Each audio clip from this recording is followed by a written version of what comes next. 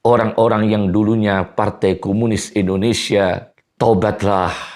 Atau sekarang kalian yang sudah berada di jalan yang benar, sudah taubat, menjadi muslim yang taat, jangan kembali lagi pada Partai Komunis Indonesia. Jangan kembali lagi pada kegelapan komunisme.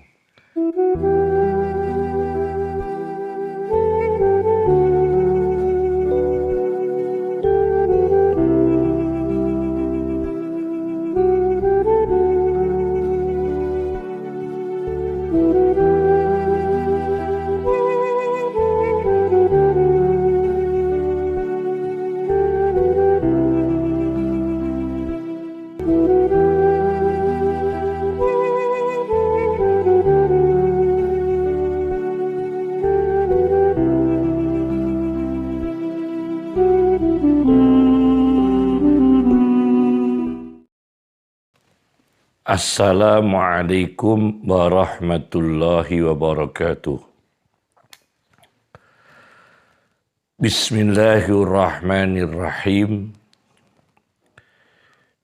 Di dalam Al-Quran, kata din terdapat 92 kali. 18 kali diantaranya berarti al-jaza, pembalasan. Seperti Maliki Yaumiddin, raja di hari pembalasan, hari kiamat. Ada lagi din dalam arti agama dan taat kepada Allah Subhanahu wa ta'ala. Din yang artinya taat dan agama terdapat 74 kali. Jadi total keseluruhan 92 kali kata din dalam Al-Quran. Di antara 74 kali din yang artinya agama atau taat, ketaatan, terdapat di surat Al-Maidah ayat 3. Al-yawma akmaltu lakum dinakum. Pada hari ini aku sempurnakan bagimu, untukmu sekalian, agamamu sekalian. Yakni agama Islam yang sangat sempurna. Kata din dalam Al-Quran terakhir dalam Al-Quran ialah di surat An-Nasr. Wa ra'aitan nasa yadkhuluna fi dinillahi afwajan. Dan kamu lihat manusia-manusia, orang-orang yang asalnya tidak beriman, tidak beragama Islam, masuk di dalam agama Allah afwajan, berbondong-bondong, bergolong-golong. Ini kata din yang terakhir dalam Al-Quran. Dari sekian manusia di dunia ini, mereka yang antagonis, bermusuhan atau memusuhi terhadap agama, norma-norma agama Islam, agama Allah, ajaran Allah, syariat Allah, kebenaran-kebenaran yang ada di muka bumi ini, siapa mereka yang memusuhinya? Siapa mereka yang antagonis terhadap agama dan kebenaran? Allah Subhanahu wa ta'ala di dalam Al-Quran menyebutkan di antaranya ialah walau karihal mujrimun, dan walaupun benci mereka orang-orang yang jarimah, para penjahat, mereka yang ekstrim. Pertama, walau karihal mujrimun, dan walaupun benci orang-orang yang jahat di muka bumi. Terdapat 2 kali dalam Al-Quran. Yang kedua, walau karihal musyrikun, dan walaupun benci orang-orang musyrik, ini juga benci terhadap agama Allah, terhadap kebenaran yang ditampakkan Allah di muka bumi. Walau karihal musyrikun, dan walaupun benci orang-orang musyrik, terdapat 2 kali dalam Al-Quran. Yang ketiga adalah walau karihal kafirun, dan walaupun benci orang-orang kafir, terdapat 3 kali dalam Al-Quran. Nah, di antara sekian orang yang jahat, di antara sekian orang yang kafir, kafirun, orang-orang kafir, mujrimun, orang-orang yang jahat, ialah mereka yang dikenal di dunia ini dengan sebutan syuyu'iyun, orang-orang komunis. Dalam Kamus Besar Bahasa Indonesia halaman 517.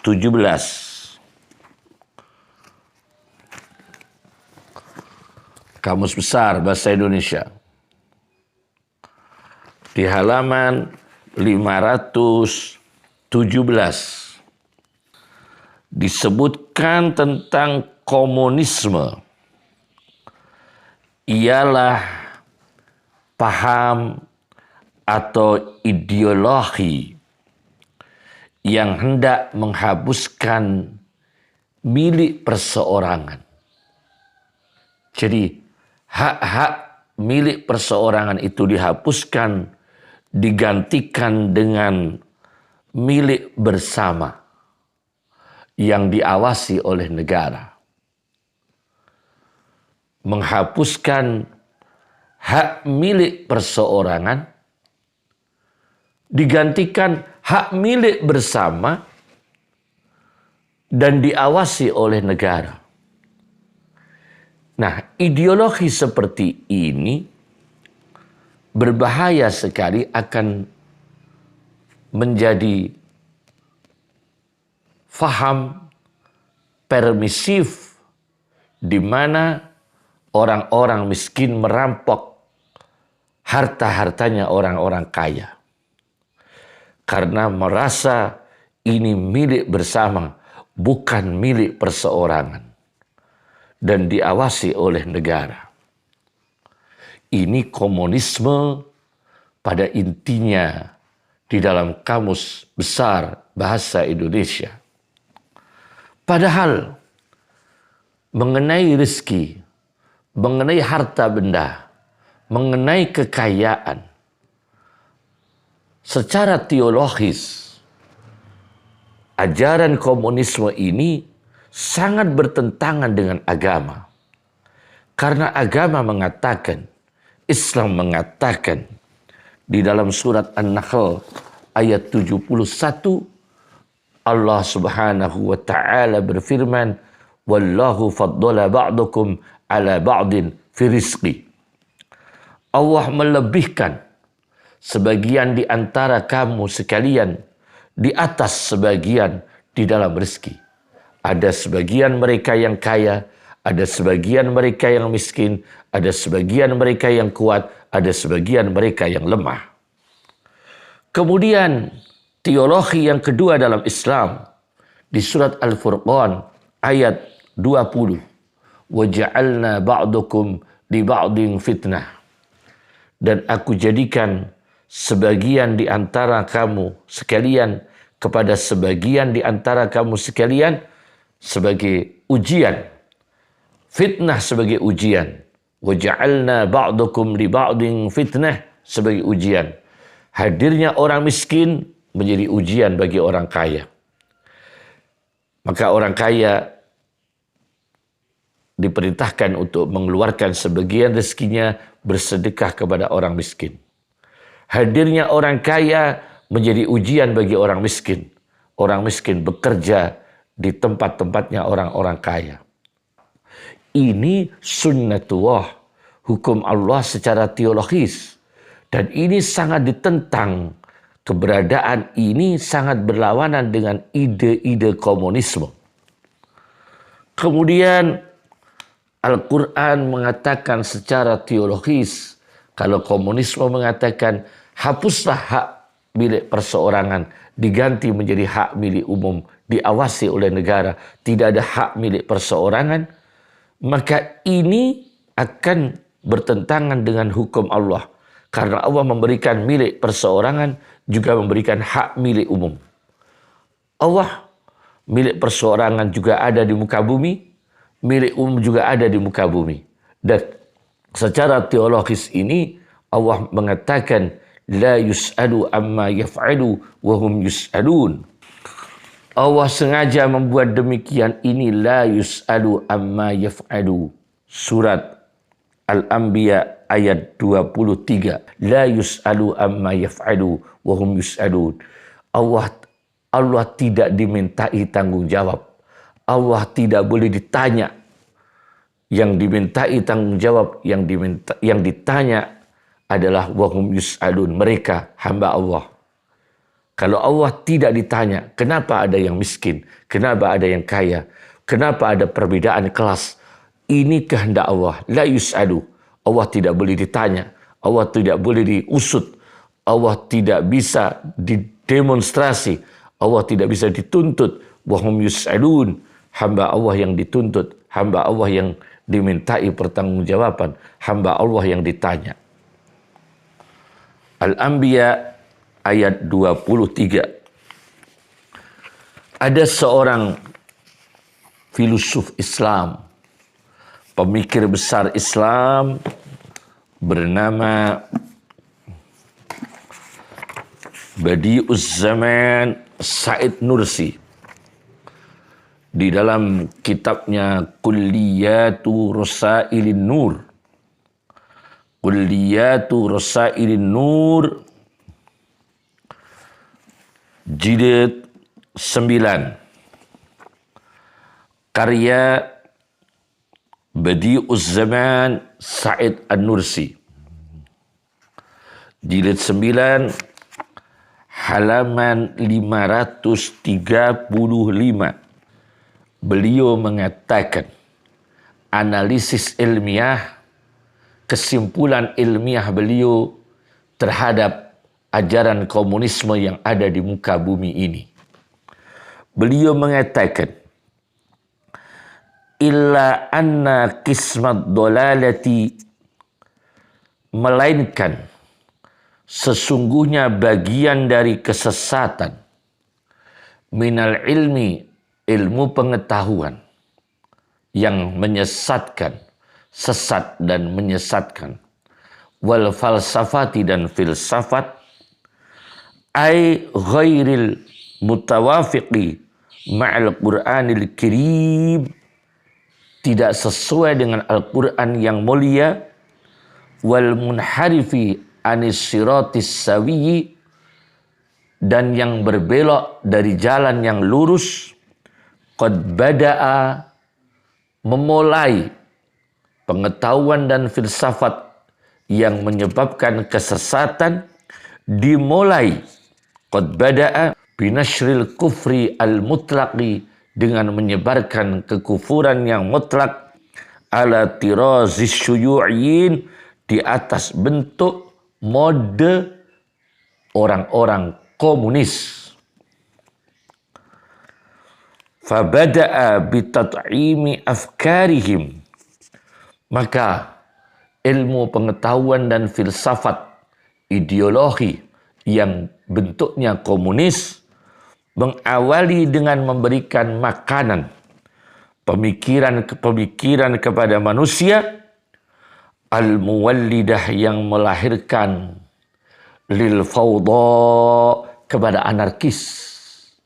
Pemikiran-pemikiran itu akan mendorong manusia, filsafat mereka, ideologi mereka akan mendorong manusia untuk melakukan tindakan fawda, anarkis, chaos, kekacauan, wal irhab, dan teror, intimidasi,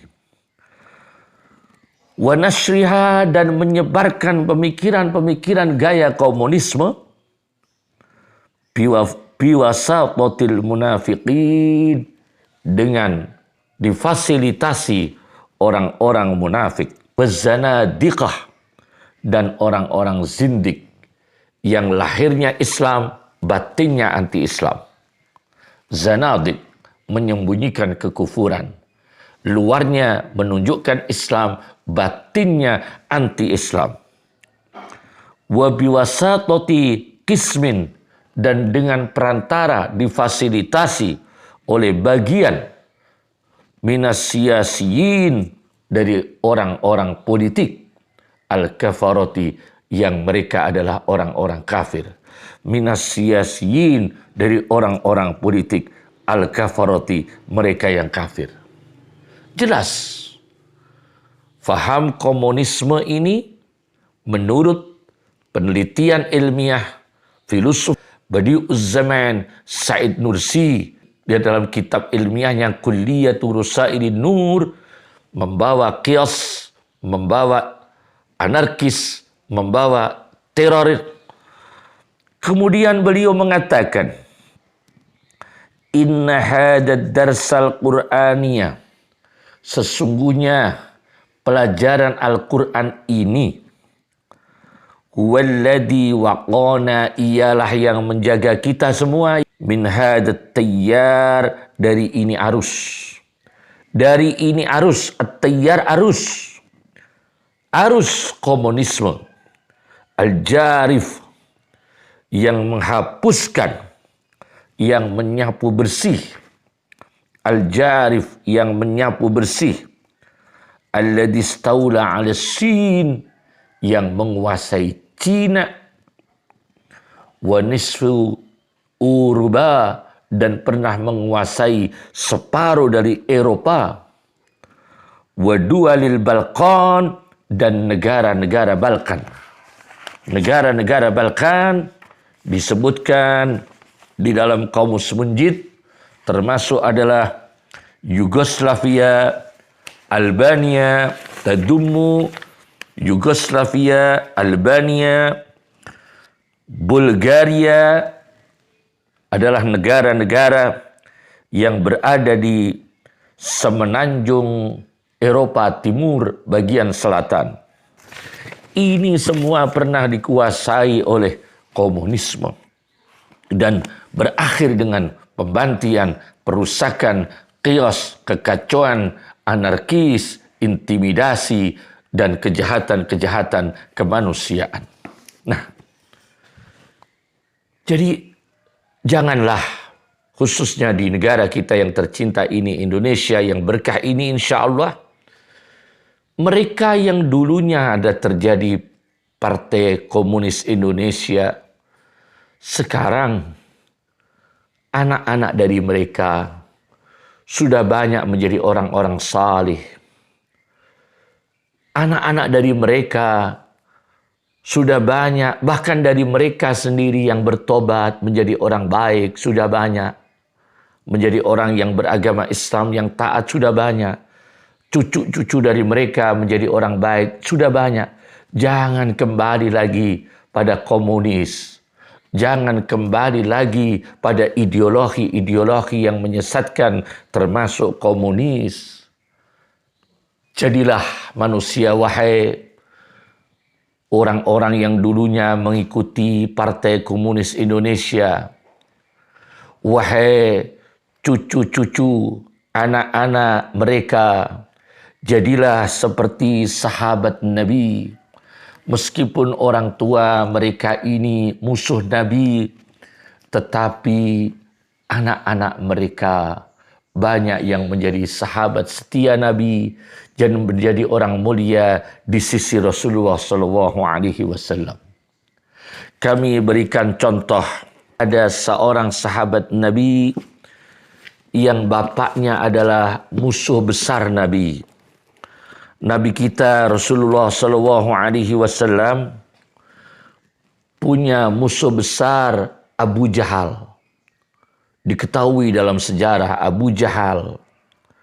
Tapi bagaimana Meskipun bapaknya Abu Jahal, tetapi anaknya menjadi sahabat Nabi. Tercatat Ikrimah, putra Abu Jahal. Tercatat dalam ensiklopedi sahabat Nabi di dalam kitab Ustul Ghabah fi Ma'rifatis Sahabah karya Ibnul Asir jilid 3 sahabat nomor 3741. Ikrimah putra Abi Jahal sebagai sahabat tercatat nomor sahabat urutan 3741 di dalam kitab Ustul Ghabah. Bahkan musuh Nabi yang disebutkan dalam Al-Quran, Abi Lahab, gembongnya orang kafir, gembongnya orang musyrik, gembongnya para penjahat, punya anak pendukung Nabi akhirnya sallallahu alaihi wasallam. Anaknya Abu Jahal disebut di dalam kitab yang sama adalah kitab Ustul Ghabah fi Ma'rifatis Sahabah. Ustul Ghabah fi Ma'rifatis Sahabah karya Ibnul Asir di jilid 5 nomor sahabat 6906 ialah Durrah bintu Abi Lahab. Durrah putrinya Abi Lahab.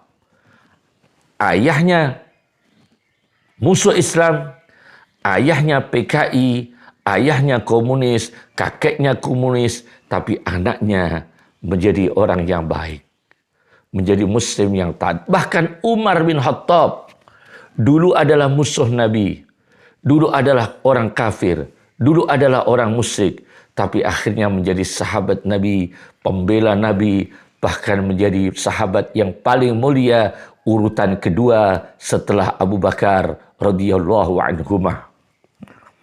Ini Umar bin Khattab. Jadi saya ulangi lagi, orang-orang yang dulunya Partai Komunis Indonesia atau berada di faham ideologi komunis, taubatlah. Atau sekarang kalian yang sudah berada di jalan yang benar, sudah taubat, menjadi muslim yang taat, jangan kembali lagi pada Partai Komunis Indonesia. Jangan kembali lagi pada kegelapan komunisme. Tirulah Umar bin Khattab. Kalau anak-anak mereka, cucu-cucu mereka, jadilah Ikrimah yang dulu bapaknya musuh Nabi, tapi dia menjadi sahabat Nabi, beriman bersama Rasulullah SAW. Jadilah seperti Durrah putrinya Abu Lahab, menjadi orang yang muslimah, mukminah, beragama Islam, beriman bersama Rasulullah SAW. Dan mereka sangat menyedihkan kalau kembali pada kegelapan. Jadilah manusia yang dulunya gelap menjadi cahaya, atau dulunya cahaya menjadi lebih cahaya. Jangan jadi manusia yang dulunya adalah cahaya kembali pada kegelapan, atau dulunya gelap komunis sekarang sudah beragama Islam cahaya. Jangan kembali pada kegelapan yaitu komunis. Ini perlu dipelajari. Di dalam tafsir Jami'ul Bayan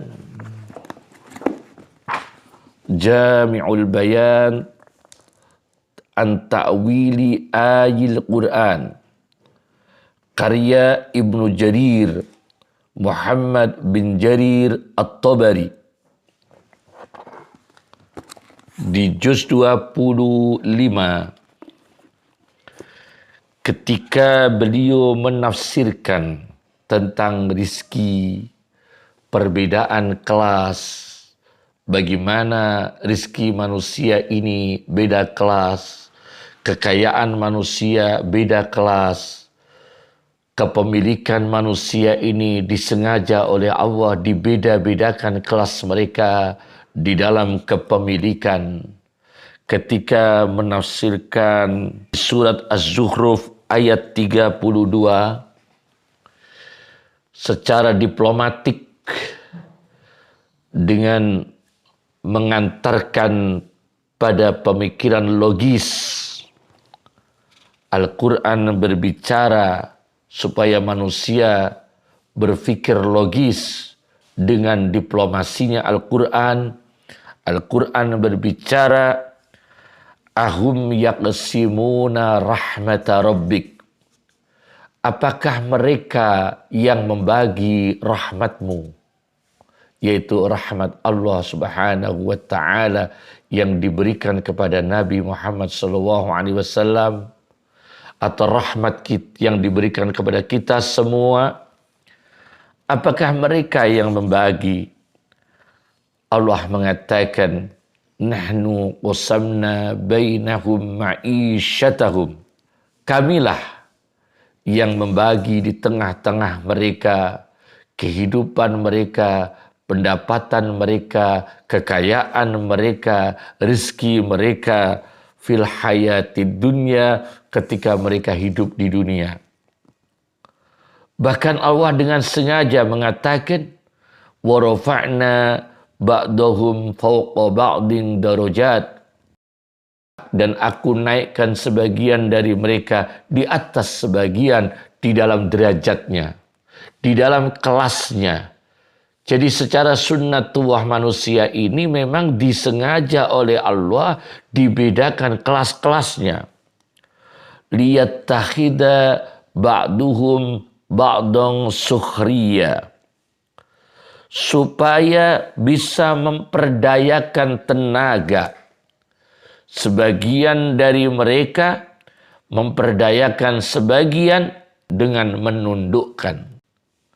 Orang miskin memanfaatkan orang kaya, dia bekerja, bagaimana orang kaya itu keluar sebagian rezekinya, sebagian hartanya untuk menggaji orang miskin.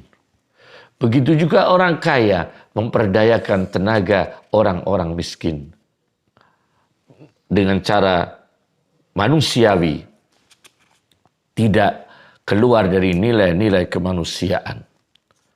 Liyattahida ba'duhum ba'dang sukhriya, agar dapat memperdayakan sebagian mereka pada sebagian dengan cara menundukkan. Ini menundukkan bukan berarti menjajah, bukan. Di dalam tafsirnya, yaitu Muhammad bin Jarir At-Tabari mengatakan, faja'alna ba'dahum fiha arfa'a min ba'din darajah. Faja'alna ba'dahum fiha arfa'a min ba'din darajah. Maka aku jadikan di dunia ini sebagian mereka di atas dari sebagian derajatnya. Bal ja'alna hada ghaniyan. Justru aku jadikan si A ini kaya. Wahada faqiran. B ini fakir. Wahada malikan. A ini raja. Wahada mamlukan. B ini budak yang dimiliki. Nah, beda-beda kelas. Ada lagi di dalam tafsirnya Muhammad bin Jarir At-Tabari, liyastaskhira hada fi khidmatihi iyah. A menundukkan B di dalam melayani. Liyastaskhira hada fi khidmatihi iyah, untuk memanfaatkan, untuk menggunakan tenaganya. Bagaimana orang miskin berkhidmah pada orang kaya dengan tenaga.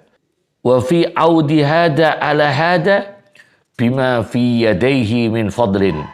Bagaimana orang miskin punya kelebihan tenaganya diberikan kepada untuk orang kaya dengan kemanusiaan. Bagaimana orang kaya punya kelebihan rezeki diberikan kepada orang miskin. Dan itu sunnatullah. Bahkan Allah Subhanahu wa taala disebutkan dalam kitab Jami'ul Bayan karya At-Tabari, ja'alallahu ta'ala zikruh ba'dan li ba'din sababan fil ma'ashi fid dunya. Allah menjadikan satu sama lain menjadi sabab kehidupan di dunia ini. Jadi jelas Tidak sama dengan ideologi komunisme yang memaksakan tidak ada kepemilikan perseorangan, harus kepemilikan bersama dan diawasi oleh negara. Yang akhirnya orang komunisme ini karena tidak sama dengan ajaran Allah Subhanahu wa taala, maka mereka ini ada yang menjadi sinkretisme, menyampur adukkan agama. Karena mereka orang komunis tidak menemukan kebenaran, hanya dalam kegelapan ideologi, mereka berpindah-pindah, kadang menyampur adukkan antar agama. Akhirnya menjadi kesesatan, karena dicampur adukkan, terjadilah sinkretisme. Bahkan sebagian mereka menjadi skeptisisme. Skeptisisme, yaitu menganggap semua ini meragukan. Segala sesuatu ini meragukan. Dia ragu-ragu sendiri. Dia tidak percaya akhirat. Dia tidak percaya Allah Subhanahu wa taala. Dia tidak percaya Tuhan. Terjadilah skeptisisme untuk memaksakan ideologi mereka, pengaruh dari ideologi mereka. Mereka terjerumus dalam skeptisisme, yaitu keraguan-raguan. Bahkan mereka terjerumus pada ateisme. Ateisme, yaitu total tidak percaya Tuhan, total tidak percaya Allah Subhanahu wa taala. Inilah kesesatan mereka. Cukup. Assalamualaikum warahmatullahi wabarakatuh. Cukup. Assalamualaikum warahmatullahi wabarakatuh. Assalamualaikum ya. Yang pertama bener, Mbak. Yang kedua. Kedua, mboten tekan. Coba mulai bersama.